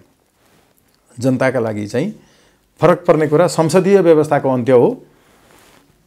मुलुकले व्यक्ति, विचार र व्यवस्था तीनवटै नयाँ खोजेको छ। यो तीनटा नयाँ प्राप्त गर्नका लागि अगाडि बढ्नुपर्छ। तपाईहरु हिरासतमा जानुभयो होइन, त्यहाँ गइसकेपछि अलिकति यो पनि जान्न जरुरी हुन्छ कस्तो किसिमको व्यवहार गरियो भन्ने कुरा पनि आउँछ नि होइन। तपाईहरुलाई अब केही त भन्ने होला नि त त्यहाँ होइन, या माफी माग्नुहोस् या यो मागेपछि सल्भ हुन्छ भन्नुभयो, या कस्ता कस्ता किसिमका मुद्दाहरू लगाइए तपाईहरुमाथि, त्यो पनि धेरैजनालाई जिज्ञासा छ होइन, त्यो विषयमा पनि अलिकति भनिदिनुस् न। एकदमै सही भन्नु वास्तवमा। त्यहाँ भित्रको व्यवहार चाहिँ नि सर्वसामान्यले सोचेको भन्दा एकदम फरक छ। सबै सशस्त्रको, सेनाको, प्रहरीको, सबै ठाउँको सबै राष्ट्र सेवक कर्मचारीको आक्रोश चाहिँ सरकार चलाउनेहरू विरुद्धमा छ त्यहाँ भित्र हो। हामीलाई थाहा छ त्यो ट्रक जस्तो भित्र हालेर चाहिँ लिएर गइयो नि अदालतमा, तपाईको चाहिँ सिडिओ कार्यालयमा, सरकारी वकिलको कार्यालयमा, त्यहाँ भित्रै धेरैजना सुरक्षाकर्मीहरू पनि हुन्थे। हामीले एमसीसी विरुद्ध नारा लाउँदा सुरक्षाकर्मीहरूले पनि नारा लाउनुहुन्थ्यो। प्रहरीहरूले हेर्नु, हिरासतमा रहनुभएका सबै प्रहरीहरू, राष्ट्र सेवक कर्मचारीहरू एमसीसीको विपक्षमा हुनुहुन्छ। तपाईहरुलाई यो हिरासतमा थुन्नु परेको छ, तर यहाँ हामी देउबा ओलीहरूलाई थुन्न चाहन्थ्यौँ भन्नुहुन्छ। हेर्नु, तपाईहरुको टाउकोमा लट्ठी हानिरहेछौँ, यो लट्ठी उनीहरूको टाउको सम्झेर हानिरहेछौँ हामी भनेर दुःखपूर्वक भन्नुहुन्थ्यो। कतिपयको त आँसु आउँथ्यो। हेर्नु, सकल दर्जाका केही ठुले टाउके भुँडीहरू बाहेक सम्पूर्ण एमसीसीको विपक्षमा हुनुहुन्छ र कुनै पनि बेला आफूले स्यालुट हानिरहेको नेतालाई गोली हान्नेछन् छातीमा यो राष्ट्र सेवक कर्मचारीहरूले। मैले त्यो प्रष्ट देखेको छु र त्यो दिन धेरै टाढा छैन। हेर्नुहोला, प्रहरीहरूको यस्तो सीमित स्रोत साधनको बावजुद पनि जुन उच्च मनोबलका साथ कठपुतली सरकारको निर्देशन मान्ने बाध्य बनेर 18 घण्टासम्म 20 घण्टासम्म ड्युटी गरेको देखेँ मैले। प्रहरीहरू नखाइकन। हेर्नु, तिनलाई स्यालुट हान्ने होइन गोली हान्न पाए हुन्थ्यो भन्नुभएको छ र त्यो समूह निस्कँदैछ त्यहाँभित्रबाट, सेनाबाट, सशस्त्रबाट, प्रहरीबाट। यसरी देश बेचेको विषयमा उहाँहरू वास्तवमा रुनुहुन्छ, अत्यन्त चिन्तित हुनुहुन्छ। तर माथिका केहीहरू उनीहरू विरुद्धको दशा आउँदैछ। मैले त त्यसरी देखेको छु र मैले पाएको पनि त्यही हो। पूर्ण रूपेण एमसीसीको विरोध गरेको अरे भन्ने कारणले त्यहाँ सडकमा के हुन्छ त्यो बेग्लै कुरा हो। हेर्नु, 18 घण्टा 20 घण्टा ड्युटी नगरेको एउटा प्रहरी सडकमा आएर फेरि कतिपय त्यो कमान्डमा रहेका डिओ साहबहरूबाट त यस्तो भएको छ, साँच्चै निन्द्रामा उठेर पऱ्यो। त्यसको कपडा च्यात्यो भने प्रहरीले आफै सिलाउनुपर्छ। यहाँलाई जानकारी होला, उहाँहरूको जुत्ता फाट्यो भने नि त्यो जुत्ता सिलाउने पैसा आफ्नै गोजीको खर्च हुन्छ प्रहरीको। यति दमनमा पारिएको छ। अनि त्यहाँभित्र खाना खाने ठाउँहरू छन्, हाकिम भन्नेहरूका लागि बेग्लै मेस छन्, अनि तल्लो दर्जाका कर्मचारीहरूका लागि बेग्लै छन्। खानेको क्वालिटी नै फरक छ। त्यस्तो ड्युटी गरेको हुन्छ। बोलाउँदाखेरि खोइ हामी बाटोमा हिँड्ने सबै अरू होइन, मकै पोलिरहेको दिदीहरूदेखि लिएर त्यहाँ जुत्ता सिलाउनु हुनेहरू, ती दाईहरू सबैलाई हजुर तपाईँ भनेरै बोल्छौँ त। राज्यको वर्दी लगाएको एउटा कर्मचारी प्रहरीलाई सोझै तँ भनेर बोलाउँछ माथिल्लो तहकोले। हेर्नु, यति नराम्रो शब्दहरू प्रयोग गर्छ यहाँ म भन्न सक्दिनँ। कानले सुनेको छु, हेरेको छु, आँखाबाट तरक्क आँसु झारेको छ। घरमा श्रीमती छोराछोरीहरू सम्झेर बसिरहेको छ त्यो प्रहरी। यसले दिन आउँदैछ स्यालुट हान्न छोडेर गोली हान्छ छातीमा, आउँदैछ। त्यसकारण म एकदम आशाप्रद दृष्टिले प्रतीक्षारत छु कि पर्खिरहेछौँ त्यो दिन, जुन दिन एउटा सैनिकले आफूले स्यालुट हानिरहेको नेतालाई, मन्त्रीलाई, प्रधानमन्त्रीलाई, राष्ट्रपतिलाई स्यालुट हान्न छोडेर गोली हान्नेछ छातीमा र मुक्त गराउनेछ यो देशलाई परलोकतन्त्रको पन्जाबाट। न्यायाधीशसँग आँखामा आँखा जुदाएर हेर्न नसक्ने अर्दलीले सेकुवा पोल्दै खुवाउँदै गरेको त्यो रातो तातो झिरहरू रोपिदिनेछ न्यायाधीशको आँखामा र भन्ने छ यो आँखाको के काम छ, फैसला त आँखामा पट्टी बाँधेर पो गर्नुपर्छ। आउँदैछ यो दिन, शहीद सन्तानहरूले कुरिरहेका छन्। म एकदम आशाप्रद दृष्टिले एकदम प्रतीक्षारत छु। हामीले सोचेको जस्तो या तपाईले भनेको जस्तो साँच्चीकै त्यो माहौल सिर्जना गर्नलाई त समय लाग्ला अवश्य पनि, हैन? समय निकै लामो समयदेखि चाहिँ व्यतीत भइरहेको छ, निकै अन्तरालदेखि यसको तयारी छ। मान्छेभित्र एउटा उकुस मुकुसपना बसेको छ। वास्तवमा अहिलेसम्म परिवर्तन आउन सकेन। हेर्नु, अहिले पनि आफ्नो दाजुको हत्या भएकोमा एउटी चेली सदिक स्याबास्तोलाले जाहेरी दरखास्त दर्ता गर्न धेरै ठुलो आन्दोलन गर्नुपर्छ, किनकि आफ्नै घरभित्रको कुनै मान्छे नेता छैन सत्तामा रहेको पार्टीको। बर्दिवासमा हाम्रो नेउपाने मारिनुहुन्छ, बलात्कारपछि हत्या भएको एउटा चेलीको बारेमा जाहेरी दरखास्त नबुझेको कारणले। हेर्नु, किन जाहेरी दरखास्त समेत लिँदैन प्रहरीले? किनकि सांसद एउटा लठेत मन्त्री बनेर पुलिसलाई चलाउँछ, तर अपराध शास्त्रीहरू, कानुनका विज्ञहरू हुँदैनन् त्यहाँ। जो गुण्डागर्दी ढुङ्गामुढा गरेर इटाभट्टामा मान्छे पोलेर बुथ लुटेर मान्छे काटेर आएर मन्त्री बनेको छ, लठेतको मन्त्री जो आफैमा अपहरणकारी हो। अब उनीहरू देखिए नि अस्ति मुख्यमन्त्रीले अपहरण गरे अरे, होइन? अहिले तपाईँले कसैले अपहरण गर्यो, स्वागत नेपालले अपहरण गर्यो मोनिका सिंहलाई भनेर भन्ने हो भने नि, तपाईँ पत्रकार सम्मेलन गर्नुहुन्छ कि पुलिसमा जाहेरी लिएर जानुहुन्छ? तपाईँ पुलिसमा जानुहुन्छ। पत्रकार सम्मेलन फलाना अपहरण गर्यो भनेर एउटा सांसद भने गर्छ, तर जाहेरी लिएर जाँदैन। किन जाँदैन? जाहेरी लिएर त्यो जाँदैन जो आफैमा गुण्डा हो। त्यो सुन तस्करहरूको पनि भिड हुन्छ, तपाईँको चाहिँ गोली हानाहान हुन्छ, करेन्ट लाएर मान्छे मार्छन्, तर सुनको भागभण्डार नमिलेकोमा मलाई चाहिँ भाग पुगेन भनेर पुलिसकोमा जान्छ रिपोर्ट दिनलाई? जाँदैन नि। सांसदहरू यस्तै हो नि, अपहरण गरो पनि भन्छन् तर पुलिसकोमा जाँदैनन्। सबै भागभण्डाको खेल। यो सम्पूर्ण स्थितिमा अहिलेसम्म हामीले निकाल्नुपर्ने निस्किएको निष्कर्ष के हो भने यो व्यवस्था रहन्जेलसम्म यस्तै छ, यस्तै हुन्छ, हुने नै यही हो। तपाईले यिनै विशेषता भएको व्यवस्थालाई स्वीकार गर्नुहुन्छ अनि यो व्यवस्था चाहिँ अस्वीकार गर्नुहुन्छ भने यसलाई मान्न सकिन्छ र यो त बुझ पचाएको हो नि त। नागरिकको तहमा यो सबै कुरा भइसकेको छ। मान्छेले पञ्चायत व्यवस्था 2019 सालको संविधान पढेर पञ्चायत व्यवस्थाको अन्त्य गरेका थिएनन्। 47 सालको संविधान पढेर त्यो व्यवस्थाको चाहिँ विरोध गरेका थिएनन्। व्यवहारले देखाउँछ। सैद्धान्तिक रूपले नबुझे पनि हुन्छ। व्यवहारमा अहिलेको नेपाली समाजको खास अन्तर्विरोध के हो? पहुँच हुनेहरू, सत्तामा, शक्तिमा, सम्पत्तिमा, यो तीनटा कुरामा पहुँच हुनेहरूको बोलवाला छ, नहुनेहरूको छैन। अहिले असल न्यायाधीशले खराब न्यायाधीशको विरुद्ध विद्रोह गर्नुपर्ने बेला, असल प्रहरीले खराब प्रहरीको विरुद्ध विद्रोह गर्नुपर्ने बेला, असल पत्रकारले खराब पत्रकारको विरुद्ध विद्रोह गर्नुपर्ने बेला, असल वकिलले खराब वकिलका विरुद्ध चाहिँ विद्रोह गर्नुपर्ने बेला अहिलेको नेपाली समाजको अन्तर्विरोध यो खालको छ। जसको पहुँच छ राजनीतिक उसमा, पहुँचवालाहरू जति सबैलाई ठिक छ, पहुँच नहुनेहरूलाई समस्या छ। यो पहुँच भोलि अर्को व्यवस्थामा पनि होला नि त भन्ने लाग्ला नि। तर के हो भने संसदीय व्यवस्थामा चाहिँ यो रहन्छ जहाँ सांसदले प्रहरीको सरुवाबाट गर्छ, उसले योजनाहरू पार्छ, अनि उसले भनेको पुलिसले मानेन भने पुलिस अप्ठ्यारोमा पर्छ। तर सांसदलाई मन्त्री हुनै नपाउने व्यवस्था राख्नुभयो भने सांसदसँग डराउँछ त? कानुनसँग डराउँछ, त्यहाँ जनतासँग डराउँछ। अहिले जनतासँग होइन, सांसदसँग डराउँछन् के यी प्रहरी इत्यादि, होइन? अघि हामीले भन्न खोज्दै थियौँ कि नेपाल सानो देश हो, यसलाई अर्थतन्त्र सानो छ, सहयोग पनि चाहिन्छ भनेर पनि मान्छेले भनिरहेछन् नि भन्नुभएको थियो। मैले छुटाएको थिएँ, माफी चाहन्छु। यसमा फेरि जोड्न चाहन्छु, त्यो के भने इजरायल भन्ने देश नेपालभन्दा कति सानो छ?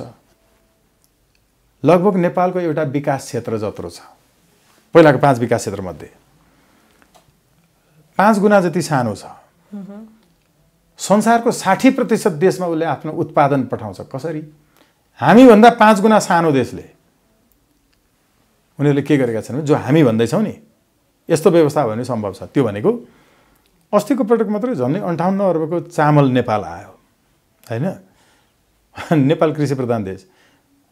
इजरायलीहरूको पनि यही स्थिति थियो। हामीले पठाउँथ्यौँ कुनै समय नेपालबाट इजरायल चामल। हेर्नुहोस्, अहिले संसारको 60% देशलाई किन पठाउँछ भने 18 देखि 24 वर्षसम्मका सबै युवाहरूलाई उसले अनिवार्य चाहिँ राष्ट्र सेवामा लगाउँछ।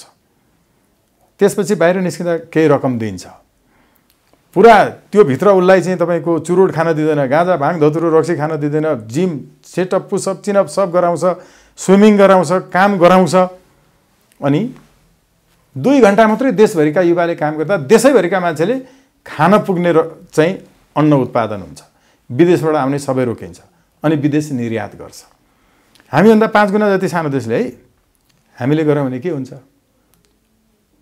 उन्नत लोकतन्त्र पार्टी र स्वतन्त्र राष्ट्रिय महिलाले भनेको छ नि, 18 देखि 24 वर्षसम्मको सबै युवालाई निःशुल्क स्वास्थ्य, निःशुल्क शिक्षा, निःशुल्क आवास, सबै खाली जमिन जङ्गलको खाली ठाउँमा पनि इस्कुस घिरौँला र कोदो मकै धान रोप्यो भने नि हाम्रो देशको युवाले 2 घण्टा काम गर्नु हुँदैन। मैले पनि गर्नुपर्छ भोलिदेखि।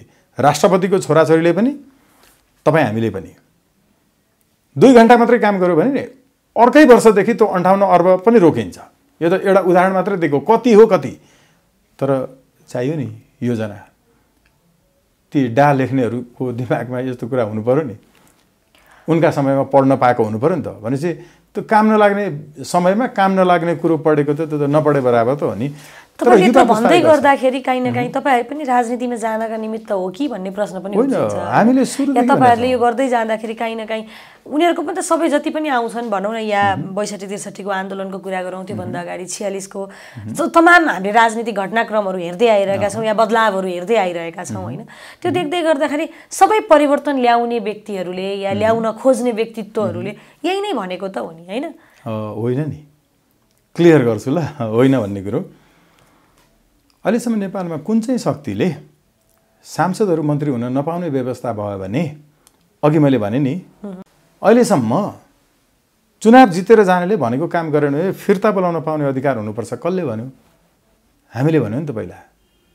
कसैले थेसिस गर्यो भने पनि यो कुरो नलेखिकन सुखै छैन, अदालतको फाइलमा छ नि त।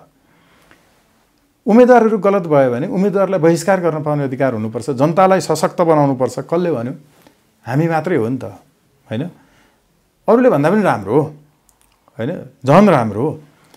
अब सँगसँगै जसले यसरी पहिला राजनीतिमा आउँछ, आउनुभन्दा पहिला नै आफ्नो सम्पत्ति विवरण, कुनै पनि वार्ड कमिटीको पनि सदस्य हुँदाखेरि पनि आफ्नो सम्पत्ति त्यति बेलैदेखि सार्वजनिक गरेर आउने, यो पृथ्वीमा कोही छ त हामी बाहेक? पृथ्वीमै अध्ययन गरेर भनेको छ। किनकि हाम्रो उन्नत लोकतन्त्र पार्टीको विधान लेख्दाखेरि संसारमा अहिले सरकार चलाइरहेका 52वटा देशका पार्टीहरूको विधान पढेको छु, नेपालका 22वटा पार्टीहरूको विधान पढेको छु। केहीले हामीले 11 वर्ष अगाडि ल्याएको, अहिले 2-4 वर्ष अगाडि दर्ता भएका पार्टीहरूले त्यसलाई कपी गर्नुभएको छ। त्यसलाई बधाई र धन्यवाद ज्ञापन गर्छौँ। एकदम राम्रो हो त्यो, राम्रो त सबैले गरेको राम्रो। अब सँगसँगै हेर्नु, परिवर्तन भन्नुभयो नि, सोझै जनताले चाहिँ मत हालेको मान्छे नै हुनुपर्छ भनिरहेछौँ नि हामी। अघि यो भने जस्तो नेपालका युवाहरू सबैलाई निःशुल्क स्वास्थ्य शिक्षा इत्यादि मुखले भन्ने होइन। अघि मैले एउटा मात्रै उदाहरण देखाएँ नि, सायद त्यो कुरा सुने नि हरेक मान्छे कन्भिन्स हुन्छ एकैपटक। यो देशको 40% युवालाई 2 घण्टा मात्रै काम लगाउने हो भने उसले देशभरिको यत्रो 70,000 सेना, अर्को चाहिँ तपाईँको होइन 1 लाख प्रहरी सशस्त्र, अर्को 50-60 हजारलाई यस्ता घरमा बसेका छन् र सानो सानो क्याम्पमा बसेका छन्। हेर्नु, यस्तै क्याम्प बनाएर युवाहरूलाई राखेर त्यहाँ पुरै तपाईँको पढाउने के? अबको 10 वर्ष नेपाललाई कति सिभिल इन्जिनियर चाहिन्छ त्यति मात्रै पढाउने। अबको 10 वर्षसम्म नेपालमा कतिजना वकिल चाहिन्छ, कतिजना पत्रकार चाहिन्छ त्यतिजना मात्रै पढाउने। पढाइसक्ने बित्तिकै तपाईँको पास आउट हुने बित्तिकै ऊ चाहिँ प्लेसमेन्ट हुन्छ। प्लान नभएर हो नि त, होइन र? हो यो गर्नका लागि चाहिँ यही व्यवस्था भयो भने चाहिँ सम्भव हुँदैन। किनभने संसदीय व्यवस्थामा चाहिँ तपाईँले भाग बन्डा लगाउँदै सकिन्छ। सांसदलाई मन्त्री हुन नदिने बित्तिकै सांसदले चुनावमा खर्च गर्छ त? तपाईँ भोलि मन्त्री हुन पाउनुहुन्न भने चुनावमा किन खर्च गर्नुहुन्छ? तपाईँको काम जाने, कानुन लेख्ने, फर्किने। कानुन लेखेर फर्किनका लागि मात्रै तपाईँले यत्रो चुनावमा पैसा खर्च गरेर घर जग्गा बेचेर भोलि त असुल उपर गर्न पाउने अहिले व्यवस्था छ र नगरेको छ। तपाईँले त्यो मन्त्री हुनै नपाउने बनाइदिनु भयो भने त, योजनामा भाग लिनै नपाउने बनाइदिनु भयो भने, सर्वबडामा भागै लिन नपाउने बनाइदिनु भयो भने त चुनावमा खर्च हुँदैन। चुनावमा खर्च नभएपछि असुल उपर गर्नु पर्दैन। असुल उपर गर्न नपरेपछि भ्रष्टाचार हुँदैन। हो यो कुरा चाहिँ कुनै पनि दलका नेताहरूले मानेका छैनन् कि यो हुनुपर्छ भनिरहेछ। किनकि तपाईँ हामी भनेको चाहिँ यिनीहरू जस्तै होइन। अब कहिलेकाहीँ यो मान्छेहरूले चाहिँ घमण्ड पनि के पनि भन्छन्। त्यो मलाई सोधेको थियो कि आर्थिक स्थिति, उमेर, ठेगाना, जन्म, के बाबु हजुरको नाम मुद्दा लगाएपछि सोध्छन् नि, आर्थिक अवस्था सोधेको थियो। मैले अत्यन्त राम्रो भने। यस्तो गरेर हेर्छन्, दुईटा आँखा छन् भगवानले दिएको, मुटु ठिक छ, कलेजो ठिक छ, हात पाउ सब ठिकठाक छन्, ब्रेन ठिक छ, अनि योभन्दा सम्पत्तिवान कोही हुन्छ त? यति भएपछि त जति पनि कमाउन सकिन्छ कि जति पनि गर्न सकिन्छ। तर मान्छेहरू यसमा विश्वास गर्दैनन्। अनि ठग ठाक जाल झेल इत्यादि, चुनाव के, नेता बन्ने, अनि राज्यको लुटेर खाने, अनि तिनको सपना के छ भने खालि यो अघि भने नि घर बनाउने, गाडी चढ्ने, अनि काल पर्खेर बसेर मर्ने। जीवनको यति सपना भएका मान्छेहरूले बिग्रेको हो नि त। त्यस कारण मनमा धर्म नभएको अनाध्यात्मिक मान्छेहरू होइन, नन स्पिरिचुअल मान्छेहरूले राजनीति गर्ने होइन। राजनीति आध्यात्मिक मान्छेहरूले गर्ने हो, धार्मिक मान्छेहरूले गर्ने हो। यिनीहरूमध्ये कोही देख्नु भएको छ धार्मिक? पापाचार बाहेक केही छ? जाल झेल बाहेक केही छ? राजनीति त धर्ममा विश्वास गर्ने मान्छेहरूले गर्ने हो। हेर्नुहोस्, यिनको जीवनको आँखा नि अहिलेसम्म त दुईटा आँखा हाम्रो उपनिषदमा, वेदमा, गीतामा अहिलेसम्म परेको छैन होला। त्यो मान्छे सोझै नर्क पो जान्छ त्यस्तो मान्छे। अनि त्यस्तो मान्छेले देशलाई स्वर्ग बनाउन सक्छ? धार्मिक मान्छेले गर्नु पर्यो कि। यो सबै कुरा गर्दै जाँदाखेरि मेरो एउटा प्रश्न तपाईँलाई, होइन, बारम्बार जेल जानुहुन्छ भनौँ या हिरासतमा पर्नुहुन्छ, आन्दोलन गर्नुहुन्छ, विभिन्न कुराहरू हुन्छ, होइन, परिवार छ घरमा अवश्य पनि, होइन, कुनै न कुनै परिवर्तनको लागि धेरै योगदानहरू दिनुपर्ने हुन्छ। सायद त्यो योगदानको सुरुवात तपाईँले गर्नु पनि भयो होला आफ्नो व्यक्तिगत जीवनमा। कहिलेकाहीँ धम्की आउने, भनौँ न, यत्रो अहिले एमसिसीको विरुद्धमा बोलिरहनु भएको छ, कहिलेकाहीँ यो विषयलाई लिएर धम्की आउने, घरमा कहिले डराउन दिने, परिवारमा कहिले त्यस्तो किसिमको केही क्रियाकलाप भयो? के भयो? मानसिक यातनाहरू कतिको आयो व्यक्तिगत हिसाबमा पनि? धम्कीहरू चाहिँ धेरै नै छ, धेरै नै धम्कीहरू छन्।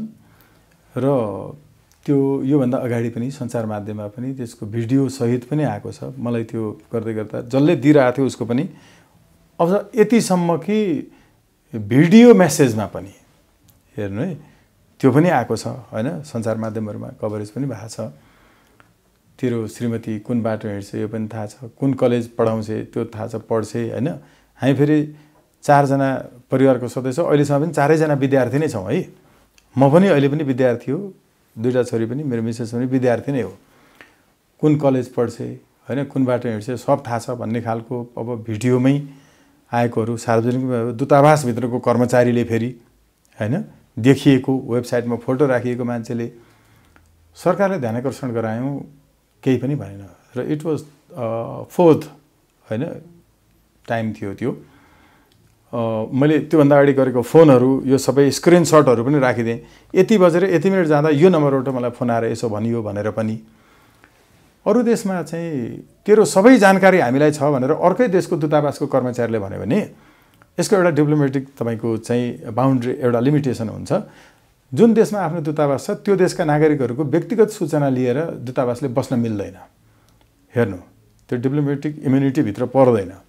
सरकारले प्रश्नै गरेन, हामीले यत्रो ध्यान आकर्षण दियौँ, होइन, गऱ्यौँ ज्ञापन पत्र। त्यो त उनीहरूको विरुद्धमा नेपालमा गतिविधि गर्ने र राष्ट्रको लागि बोल्ने मान्छेहरूको हत्या गर्नलाई तपाईँको चाहिँ सोझै बुझिने गरिकन दिएको धम्कीको विषयमा सरकार बोल्दैन, उनीहरूको पो सुरक्षा गर्छ। हेर्नु, यो चाहिँ धेरै भएको छ। तर परिवारभित्र अब तनाव पनि हुन्छ, तर उहाँहरू फेरि आफैमा एकदम साहसिक हुनुहुन्छ। जस्तो अघिल्लो पटक चाहिँ मेरो छोरी नै पनि एरेस्ट भएको हो नि त, होइन? उहाँलाई पनि चाहिँ मुद्दै चलाएको हो। अब ठिक चाहिँ नागरिकता ठ्याक्कै लिएको केही समय मात्रै भएको थियो। त्यहाँ सरकारी वकिलहरूले चाहिँ छोरीलाई पनि उक्साहटमा ल्याएर, होइन, के अरे चाहिँ आन्दोलनमा लिएर आएको इत्यादि कुनै के भनेर त्यति बेला हामीले हाम्रो शरीरको ब्लड निकालेर शरीरको ब्लडले नो एमसिसी लेख्ने कार्यक्रम थियो नि त, होइन? कार्यक्रम सुरु हुन थाल्दै चाहिँ उ भयो। अब त्यति बेला सपना प्रधान मल्लज्यूको चाहिँ इजलासबाट सोधिएको थियो, एउटा कानुनै पढिरहेको नागरिकता लिइसकेको कुनै एउटा छोरीलाई कसैले उक्साहटमा ल्यायो भन्ने कुरा तपाईँले भन्दाखेरि त्यो छोरीको हिम्मतमाथि तपाईँले चाहिँ प्रश्न गरेको हो कि होइन? आफै उसको स्वतन्त्रता छैन र भन्ने प्रश्न गर्नुभएको थियो सपना प्रधान मल्लज्यूले, होइन? यो पटक पनि अब 24 घण्टाभित्र उपस्थित गराउनु भन्ने चाहिँ प्रधान न्यायाधीश हाम्रो चाहिँ चोलेन्द्र शमशेर राणाज्यूको इजलासबाट भएको थियो आदेश। तर यसले के पनि गर्दैन। उहाँहरू केमा ढुक्क हुनुहुन्छ भने मर्ने दिन निश्चित जन्मिँदै लेखेको हुन्छ, त्योभन्दा अगाडि कसैले मार्न सक्दैन। अहिले यहीँ कोही रिभल्भर आयो भने, लिएर आयो भने म यही कुर्सी उचालेर हानेर म बाँच्न पनि सक्छु। हेर्नु, यो भित्तो फोडेर यहाँबाट बाहिर हामफाल्न पनि सक्छु, उसैलाई मार्न पनि सक्छु, किनकि त्यो निश्चित छ। त्योबाट न कसैले बचाउन सक्छ, न कसैले त्यसमा जबरजस्ती पार्न सक्छ। ब्रह्माजीलाई चाहिँ निवेदन हालेर जन्मेको पनि होइन, यमराजलाई घुस खुवाएर बाँचिरहेको पनि होइन, होइन? त्यो भएको हुनाले यसमा उहाँहरू ढुक्कै हुनुहुन्छ, समस्या छैन।